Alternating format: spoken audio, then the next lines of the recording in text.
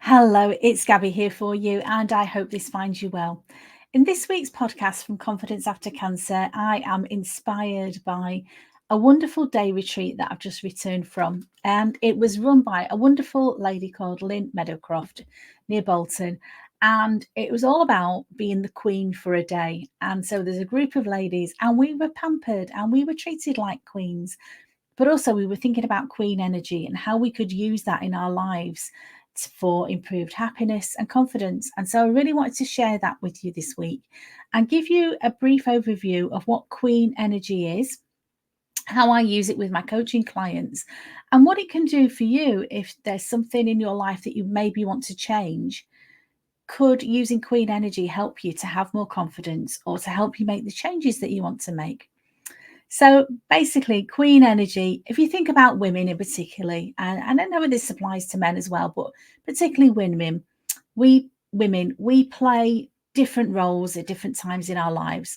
We may be mothers, we may be wives, sisters, employees, we might be bosses, we might be managers, so many different roles that we put into our lives, if you like, different hats that we wear at different times. And so when I'm working with my clients, I do like to think about the different archetypes that we can play with. And it is quite playful. There's none of this that you have to do anything, but it's quite interesting sometimes to think about some of the characteristics of a queen and how that could help you. Because if you think about queen energy, what it means to me, the queen energy is a symbol of confidence, empowerment, self-worth, and leadership. And this might be important for you if you are thinking about to reclaim your power in your life. Quite often, women that are coming to me have lost that sense of power, and it could be after a marriage breakup, it could be after the loss of a job, a breakdown of a relationship, after an illness. It could be suffering from stress. That is sometimes you hear the expression, you can't see the wood for the trees. As we get older, and as we get into middle life as well, sometimes it's very easy for women to lose sight of who they are and to feel quite powerless. And I'm here to tell you there's tips and techniques and things that you can do to reclaim that power. And for me, reclaiming my queen energy has really helped me to do that. But the other big thing as well that I see so often is the women that I'm working with, it's their limiting beliefs that are holding them back from reclaiming their power. And again, as a coach, that's something that I work with people to do. As a coach, I don't tell them what to do, but I work with a client on exercises, giving them strategies to think about reclaiming their power, challenging those limiting beliefs if they're holding them back from where they want to be in life. Okay, so what is queen energy? Let's start off maybe talking about that. And if you go back like in historical times, in the UK where I am, going back to maybe thinking about Queen Elizabeth I, she was very much a woman, a strong woman in a man's world. So you think about what she had. She had strength, she had resilience, she had grace. She had to do to be the queen. And quite often I will refer back to the queen archetypes when I'm working with a client, because we can dip in and out of these archetypes. We're not one thing all of the time. None of us are. But sometimes if you've got a particular situation to deal with, drawing on that queen energy can be really powerful. So what is a queen all about? Well, she's comfortable in leadership and certain of her place in the world. The queen is full of grace and dignity. She's deeply committed to her realm, and she holds a clear vision for what she desires for those in it. People around her are fiercely dedicated to her vision and will often lay down their lives in service of her ideals. So that's quite an extreme example about thinking about the queen of a country. But quite often, a woman in a leadership position can be like that. She can be a queen. And things have changed even in my lifetime. Thinking about, a few years ago in the UK, we had Margaret Thatcher, the first woman prime minister. And I wouldn't say she's a particularly good example of leading by feminine power, because the way I saw Margaret Thatcher was she had to put on that mantle of acting like a man in a man's world. If you watch her, if you studied her and see how over the years her voice got deeper, the more senior she got in her position, her voice got deeper. She was wearing the power suits, which a lot of women did in the 1980s. I'm not here to say she's right or wrong. I just think it's very interesting to think about the type of power that she had. That wasn't really a feminine power. It was very much masculine. It was very aggressive. It it seemed to me Margaret Thatcher's world was very black and white. You either agreed with it or you didn't. Now, is a queen really like that, or is a queen kind of considerate of her subjects and considerate of the people around her? And if you like, leading a little bit by consensus. So characteristics of a queen could be very serene. She's in command. She's aware, receptive. She can be humble at times. She can listen to people. She's not always thinking she's got the answers to everything. She's full of grace.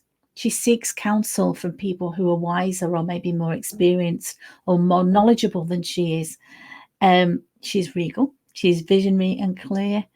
But she doesn't do guilt, and that's a major thing for me. I think a lot of women that I deal with, middle-aged women, we know the right things to do. We know we should be taking more care of ourselves.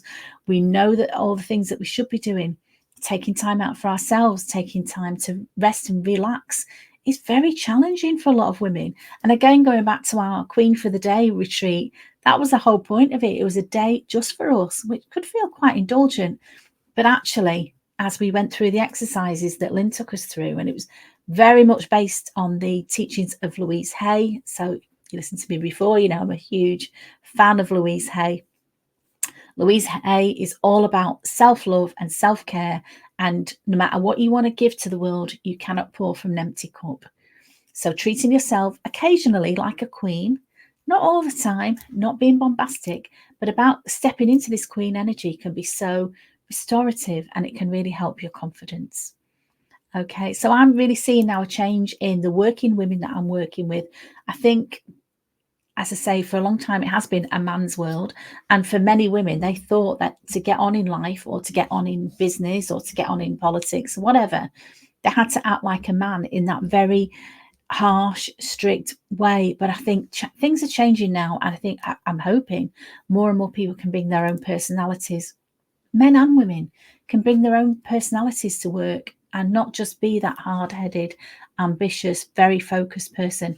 Now, sometimes you need to be like that depending on the situation. If you've got a project to finish, a task to complete, yeah, there's a time and the place for that, but it's not all of the time. Because I think leaders who lead like that, they don't bring the people with them. We've seen that so many times. And so I really want to talk about how empowering women after serious life changes by stepping into and playing with this queen energy. So a lot of challenges that I see women deal with, particularly cancer survivorship, returning to work, managing stress, stepping into that queen energy and being quite relaxed about, yeah, this is who I am in charge, but actually I've got all of the characteristics that I've just described, can help you sometimes redefine your identity. That can help you sometimes to redefine your identity when you've lost your way a little bit, which again, as I said, a lot of middle-aged women kind of lose the way, whether it's they feel lost in the job, they may have been through a relationship breakdown, maybe their children have grown up and moved on, maybe they're caring for elderly parents. All these roles, we're always in a state of flux. Nothing stays the same, does it? And so as you get carried along in these roles, quite often it's quite common for people to feel, well, I'm not really sure who I am anymore. So playing with the energy, playing with the characteristics of the queen that you like, that you want to bring more of into your world, can be a really powerful thing to do. And it can really help you with gaining confidence to re-enter the workforce or maybe to start your own business. I've seen so many women really change from being whatever they were in their corporate life or their day job, whatever it was in their old responsibilities, but moving into a new business, say, and being like the CEO, being the boss, being the director of their own business. It's a very different energy, and you can draw on these queen energies as well. And so think about a queen and what does she inspire other people? A queen at her best inspires respect, loyalty, service, provision. And people lay down their life for her. Now, you might not want that from the people around you, but you do want their loyalty. You do want to bring them along with you.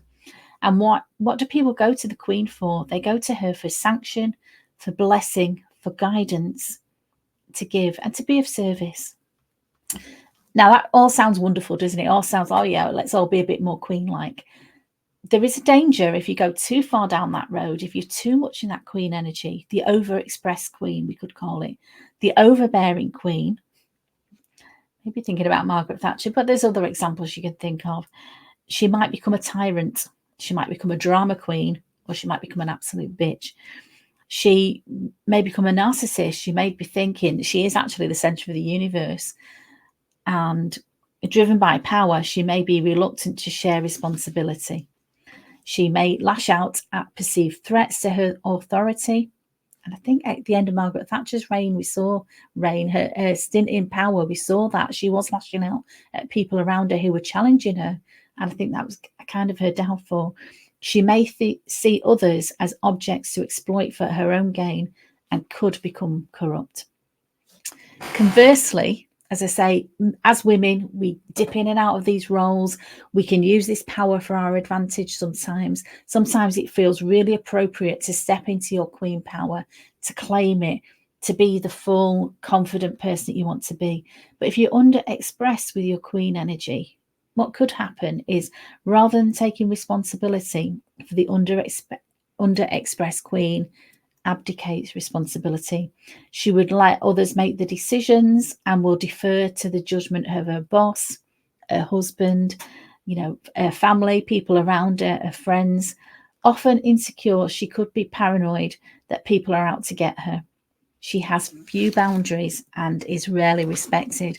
And again, that is real queen energy, is being able to put boundaries in place and be able to, without guilt and without apologizing, be able to say, these are my boundaries. This is what I'm happy with. This is what I'm not. This is what works for me. This is what doesn't work for me. And that is not about being a bitch. It's about claiming your power. Okay. So if you're interested in this, I do have a little quiz that will tell you how much queen energy you've got, and maybe it's something you could do to improve your queen energy. So just ping me a message if you're interested in doing that. So as I said to you before, stepping into your queen energy can really help you to identify your own identity after a crisis or after a change in your life.